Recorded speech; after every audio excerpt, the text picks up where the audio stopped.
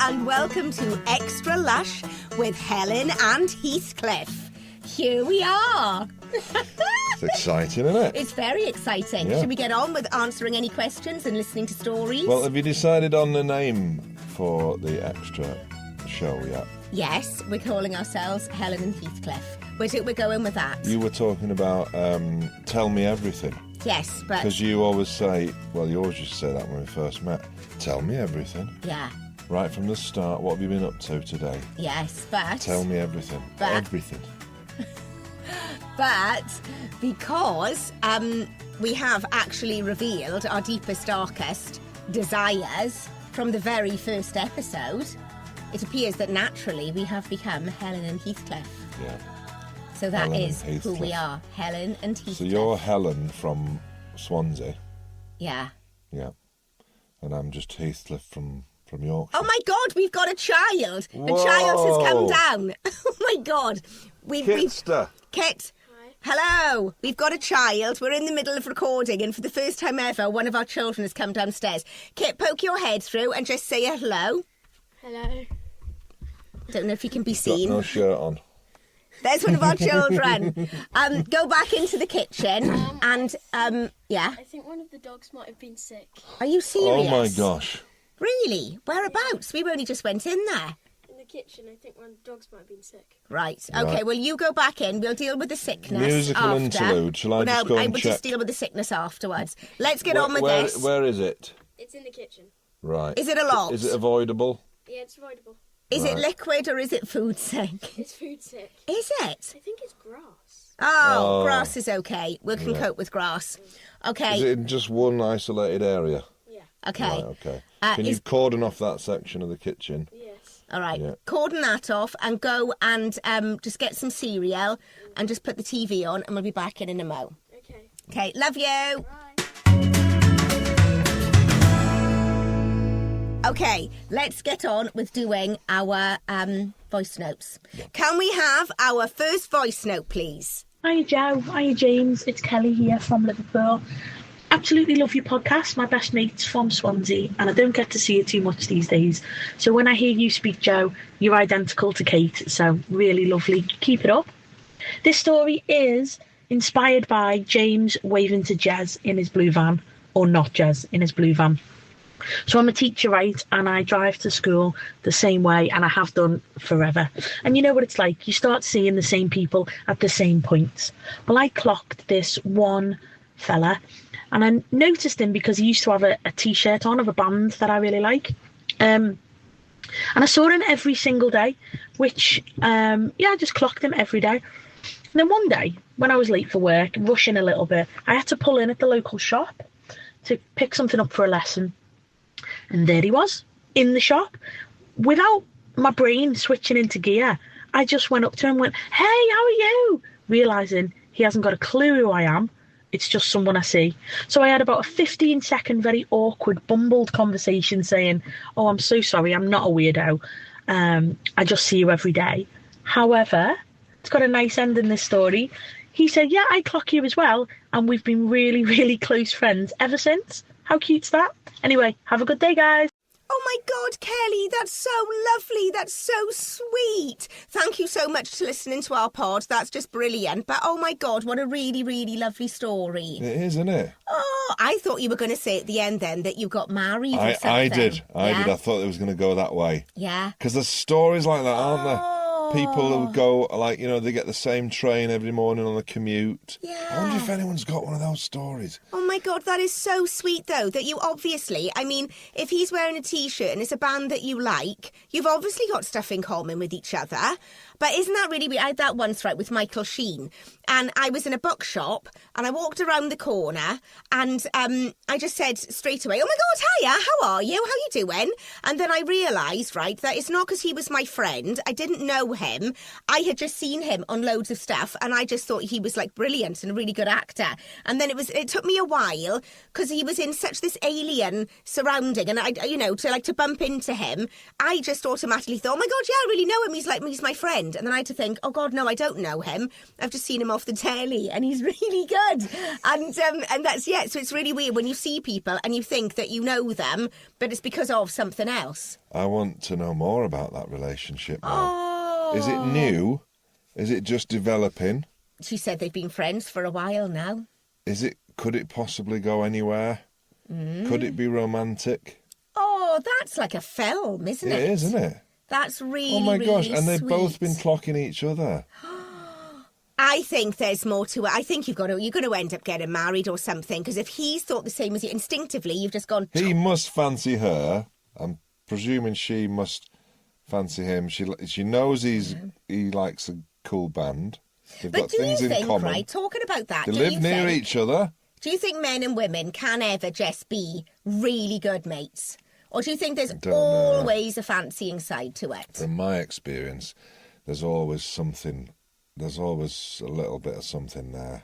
Is that only from the man's side? Do you think women... I think, right, that I can be friends with boys and there doesn't have to be like a fancying side. I can be good mates with boys and I don't fancy them. We can just be friends. Do you always, as a man, fancy them? Is there always got to be some form of attraction there? I think so. If you, for example, right, there's all the mums at school and stuff I talk to and have a laugh with them. But if it got to the point where you're going, oh, I'm going to go out for a drink with them now, I think then if you're doing that, there's something. You're not just mates, are you? If you see somebody, you go, oh yeah, they're a laugh. We have a laugh with them. If I see him in passing. But is that just mums and dads at school, right? Because I'm thinking, I could say to you, oh, I'm going for a drink with so-and-so, who could be a boy, and I would see nothing wrong with that. But no, but if it was a dad from school, I think that would be strange. Because if you said, oh, I'm going for a drink with, a mum from school, right, I'd be like, no, you're not. That is weird. And I would think going for a drink with a dad from school would be weird. But talking about, like, old friends, if I said I'm going for a drink with such and such or whatever, and it was just an old friend, would you feel okay about that? I don't know nowadays, really. I just go, well, we haven't got time to go out for a drink. Never mind going out for a drink with anyone else. I think if you're passing and your mates and you work together, your work colleagues or something like that, but when you start to sort of put into your diary, things to do together, I think that's odd. And I don't think that ever relationships like that never seem to last. Like before, when I was single, I'd have quite a few females that I was friends with. And it was just a friendship, right? And it'd be a friendship. But then when you meet someone and you get together, I think then it's quite odd to sort of maintain. I don't know, I'd find that difficult because if you're maintaining a friendship with someone of the opposite sex, it's normally the case that one of the two's got a bit of something extra or would have liked to have asked them out at some point and secretly fancies them, don't you think? I don't know. I think I could go out with a mate who's a boy. I'm now just basically going to put a ban on you going out with anyone. Well, you don't have to ban it. I don't get time to. You don't bloody go anywhere. I'd like to know, though, from anyone listening, if you've managed to maintain a friendship with the opposite sex and it's not been a problem for your marriage. If you can have a platonic relationship that continues where you meet up together, you spend time together aside from your actual proper partner, and it's not an issue, because I think it does become an issue, don't you? Well, basically, then you do have female friends, but you don't have female friends that you would go for a drink with, just the pair of you on your own. No, you'd be so suspicious if I went, right, I'm past caring now, I'm knackered. Maria's messaged me, I'm going for a pint with her tonight. Oh, I wouldn't feel anything if you went for a pint with Maria. God, Maria's brilliant, isn't she? She's brilliant, I love Maria. I do, she's cracking, isn't she? Yeah. She's lambing, she's just finished lambing. She has, hasn't she? Well, just finished, she finished about a week ago. Has she finished? I thought she was still in the middle of it. She's got lamb ham, coming to she? the end of it, yeah. Yeah. Yeah. And I'm sure you've been for a drink with Maria. Maria's just brilliant. No, only with the kids, and you know, you're all, her kids and our kids, and you know, Jez is there.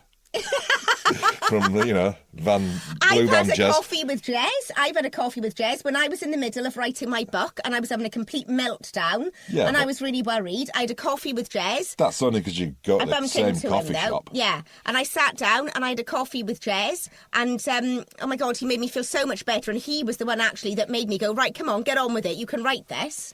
But if you're like, right, well, I'm going to the cinema with someone. It's my friend Denise, and we're off to the cinema. Is that all right with you? If you said You wouldn't be all right with that. I wouldn't be no all right with way. you going with a friend called Denise to the cinema. I'd be like, what? You never go to the cinema. You never watch anything. You don't watch anything No, with we're me. just going to the cinema. We're just going to the cinema. I'm going to watch Wuthering Heights with Denise in the cinema.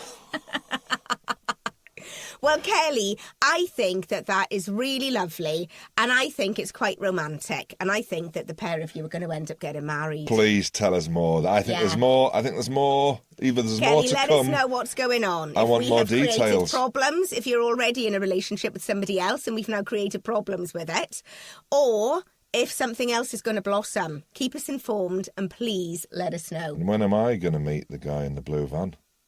I When are know. we going to meet up in the shops? Have you had any more contact with in him the queue since? in the co-op? Does he know you exist? Has he waved at you? He hasn't waved at me. Oh. He hasn't. He's just getting on with his day Has every he waved morning. at you at all? No, he's getting on with his day, and he keeps thinking, why is he flashing? Is there a speed camera? So he goes around the corner. No, there's no speed camera. Next day, it's that guy again. He's waved, he's flashing his lights again. What's wrong with my van? Inspects his van, and there's nothing wrong with his lights. Everything's fine. Now he's just thinking, that guy is weird. He's freaking me out. It's quite odd. I just think he's trying to get on with his day. He's not acknowledging me. But isn't it He nice, thinks I'm a right, weirdo. that, because for such a long time, when we lived in London, I trained myself to ignore everybody and to have this thing around me that, like, I don't acknowledge anybody else and they don't acknowledge me. And isn't it nice now that we're mellowing as we get older, that you see the same person in passing? This is what it would be like Yeah. if we still lived in Swansea and Bradford. Yeah. You see the same person on the way to work, or you're at the same bus stop and you end up chatting. And it's like the olden days. It's nice. You don't feel like you're going to get killed by some weird person. Do you know what's really nice the other day is Noah's football team. Mm-hmm. It's a lovely community thing, the football team. And all the kids live locally and stuff, and they all play together. And we all went on a bus, got a coach trip down You loved that, didn't to you? Reading Yeah. to watch their match, which is the local team. And Noah and his team went on to the pitch at half-time, and they did half-time penalties. And it was brilliant. And then with the football as well, you see other dads from the team around about in the shops and on the way. Would you go to the cinema with one of them? Yeah, I'd go to the cinema with one of them. Do you think when you get older and we retire and we, like, you know, move out of here and we go into some little cottage in the countryside, do you think you'll become more sociable and you'll enjoy making lots of friends then? I'm always sociable. You tell me off. You are too sociable. You tell me off for talking to people. When we lived in London, we did... I You'll decided... enjoy it then, won't you? You'll be allowed to just, like, because I'll have had enough by then. I'll just be wanting to do my jigsaws You'll be and have a just bit of pleased. peace. Yeah, Be in pleased. the garden. Yeah, you'll be just pleased You will to need have a bit somebody of to peace go and out quiet. and about with. Do you think you'll enjoy making lots of older friends? Yeah. Crown Green Bowling, I've told you, that's what I'm going to get into.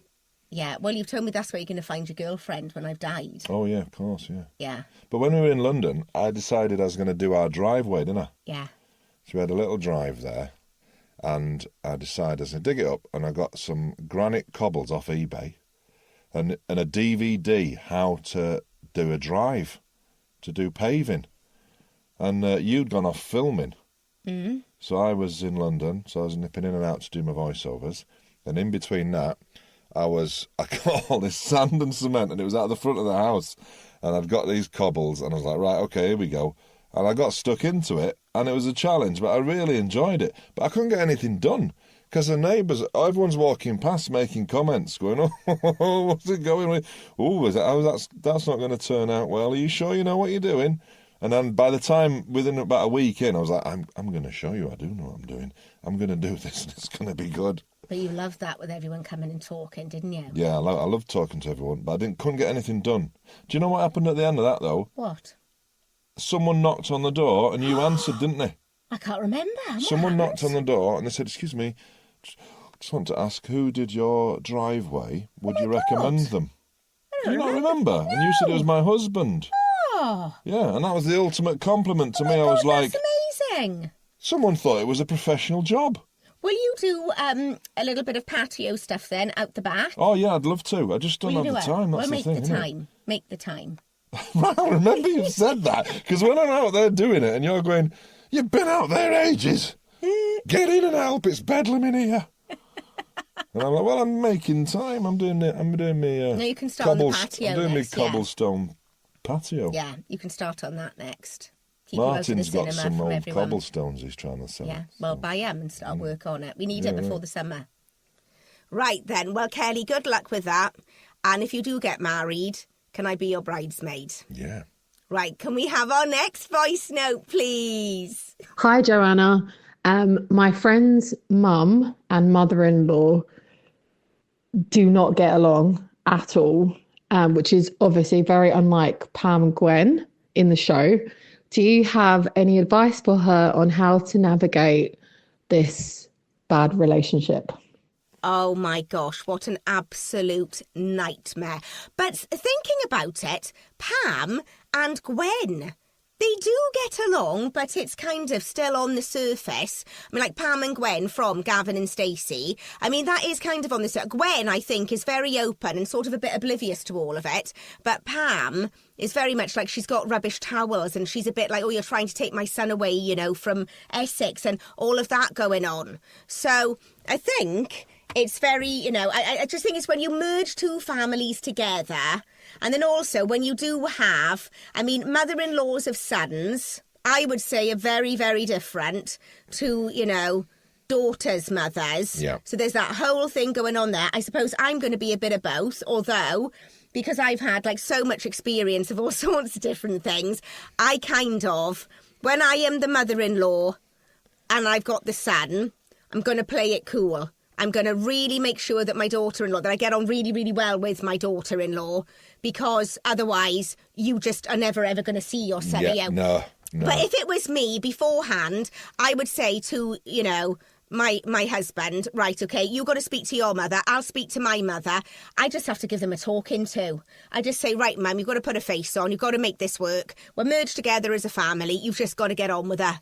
Just get on with her. And if you can't, you've got to bite your tongue and you've got to take the higher ground, you know, and just get through it. And then I would make sure that they don't have to spend that much time together. Yeah. What do you think? It's hard. It's a bloody nightmare. Because it's a nightmare. It is naturally quite competitive anyway, isn't it? Well, I would it doesn't say, have well, to be. If you've, depends on your I personality. do think if you've only got sons, that's hard. Then the sons obviously end up with their own family, and they do tend to drift towards the daughter's side, don't they? I think they do naturally, because I think that's what happens. And then the mother of the sons then feels like the sons have been taken away. And do you know what? I really get it. I really get it, having two boys now, that when those boys go and there's another parent, same age as us, really doting over my two boys. I'd be like, think you no, might be they're more. my boys. They're my boys. Come back. I can see how that's really a difficult thing to navigate your way through, actually. Mm. And then, so it's and I think, you know, that relationship is naturally quite competitive, isn't it? Yeah, I think it can be. I don't think it needs to be. With Pam, it's like, it's there, isn't it? That competitiveness. I don't think it needs to be competitive, but I suppose that's because I haven't experienced it yet. And we're lucky because we've got boys and we've got girls, because because, you know, when I married you, your mum has got all sons. She was a mum of four boys. Yeah, she was the middle. She was the centre of everything, all the boys. And then naturally, I do think that those sons and those boys do go and drift, and they drift towards the wife, and then that's their family, and then they sort of do go over that side more. And I think you've just got to as you know, then the mother and the mother-in-law, you've just got to make sure that you never judge and you never force and you never say, but actually this is about the two mums not getting on with each other, isn't it? Yeah, it's not yeah, about letting yeah. your son go. So I think that if they're not getting on with each other, maybe there's one that's being a bit more of a nightmare than the other. And, you know, the one that's not being as much of a nightmare, I probably would talk to her and I would say, look, I think we're just going to take the high ground and just, I don't think it's going to get any better. No. I know that's miserable No. and I know that's negative. But all I would do is I would talk to my mum and I would say, we've got to take the high ground. Try and make it work. Try and not be threatening. I know you're doing your best. And actually then, if she, the other one, is not going to play ball and is not going to make it work and you're not going to get on, I think you've just got to just accept it and go, okay, then we're not going to get on. Let's just make the best of things. Yeah, and maybe just go, let's just keep that time to a minimum when they're actually Oh, God, what an... It puts together. such an If it gets atmosphere, though, in difficult, everything. then just don't have them in the room together. But what about for Christmas? Well, that's why Christmas and weddings. Christmas. I mean, you've got to come to accept it'll be shit. It will be shit. There will be certain moments where there is an atmosphere and you just got to go with it. There'll be an atmosphere. It will be shit. It will be awful. Your stomach will be in knots. And then you just... And I think, if it's not working, I think either side of you have to go to each of your mothers and just say, individually, sort it out, pull yourself together, make an effort. Think that it's not just for you and competing against the other person. Think of the entire family. And if that doesn't work, basically you're in the shit. Do it for me. Yeah, and if they won't do it for you, then you just basically got to roll with it and just be like, well, okay, yeah, this is what it's like. They don't get on. We can't have... How many families really are just, perfect, happy families? No. I don't think it exists because you're merging, you know, this family has got their rules and the way they live and the different roles that everybody goes into, and that's going, you know, with another separate family. And there's the status and where everybody is. I don't think it ever works massively smoothly, does it? I think if you are like that, you're incredibly lucky. I think there are couples that have managed to get that. Oh, there. Where the whole thing... But I think this very rare, don't you? I think it's really, because everyone you really talk rare. to has got... Everyone you talk to has got something where there's a tension with the respective mother-in-law. You know, where it's just tense, isn't it? I just know... I think that the girls will always stay with us, but with our boys, I mean, it'll be programmed in them to, you know, they meet somebody and then they'll set off on their own path, form their own family. They'll then have their mother-in-law that they probably will spend loads of time with because they will, you know, want to be there with their wives and stuff. And even if I hate the other mother-in-law, I will go out of my way to get on with her because I know otherwise I just probably won't see my boys. And we just got to make it really good and fun and that they want to come here. Yeah. And I read somewhere recently that you should say, like, at Christmas time and everything, everybody is invited to us for Christmas, but nobody is expected. Do what you want. You've got your own family. Go and visit. Do what you want. It's an open house here. Come and drop in whenever you want. And I will go out of my way to get on with the other mother-in-law. But can you imagine if she's horrible and she doesn't like me and she's just a nightmare all the time? I'll have to bite my hard, lip. Isn't it? I'll bite my lip and I'll get on with it. It's hard because if you feel like you're the one that's giving all the time and just letting stuff go. Because I always say to myself, when the kids are older, let everything go. Yeah. Right? So if they bring a girlfriend that you don't think is right, don't Oh my say God, a don't word. say anything. Just go with it and go, let it all go. You know, same with the parents of the opposite side. You know, just let it all go. But if you get to the point where you feel like you're the one that's compromising everything, she's walking all over and they're you. just taking the piss. Oh, you've That's still got to gotta let be it go. hard. You've got to be cool. You've got to let it go. And because if you do, and you're not judgmental, and you're not making a fuss, they will be drawn to wanting Can't to take be with sides, you. Can you? Can't take You sides on cannot. anything. No. Keep your mouth shut. Provide loads of food. Positive. Just be happy and just be positive and just make it fun. Yeah. That's what you got to do. But how does she deal with that then? Well, the only thing that you can do is you can talk to your mother and say, we need to make this work. Please let things go. Let things slide. Just, you know, be the bigger person and do it for me. And then your partner needs to do that with their mother. Yeah. And see if that works. And if that doesn't, fuck 'em. Just got to get on with it. Just got to get on with it. Yeah. And just accept that family things together, just keep them separate. And everyone's got it going on. Yeah, and everybody's in the same boat. Everybody's going through stuff like this. Yeah. And ultimately, you know what? I always think ultimately none of it matters because we're all going to die. Yeah. Is that really negative? No, It's true. but we it's are. true, We're isn't all it? going to die. There's picking these little battles that you end up having in families is a complete waste of time, actually. It is complete and utter waste of time. Yeah. So yeah, speak to them. If they can't be the bigger person and they can't make it work, well then just go, you know what? Nothing's perfect. I can't force them to do something they don't want to. I'm just going to have to let it ride and just let them get on with it. And don't make it your problem anymore. Just accept that that's what it's just going to be like and just ignore the pair of them. Yeah, yeah. Good luck is all I can say. So send your voice notes, send your messages, send it all in to 07453 38 22 59. And on that note, we're going to clean up the dog sick in the kitchen. See you next week. Bye.